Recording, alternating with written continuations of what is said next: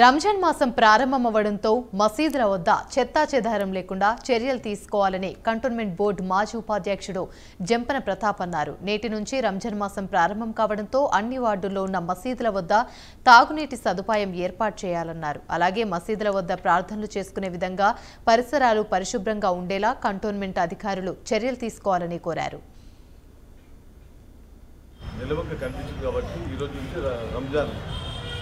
పవిత్ర దినాలు స్టార్ట్ అయింది.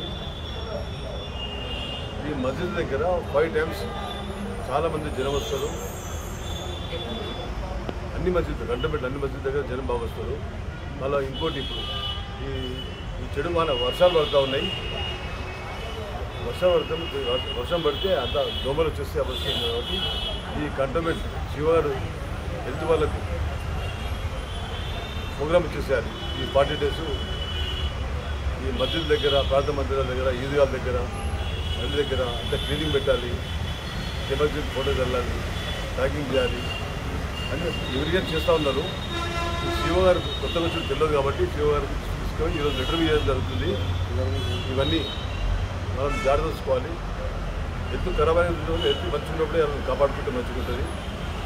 శివగారు దృష్టి పెట్టి ఈరోజు ఒక మీటింగ్ పెట్టి వాళ్ళకు ఈ మస్జిద్లోకి వచ్చి ఈద్గాలకు వచ్చి ఆర్డర్ చేయాలని చెప్తా ఉన్నాను.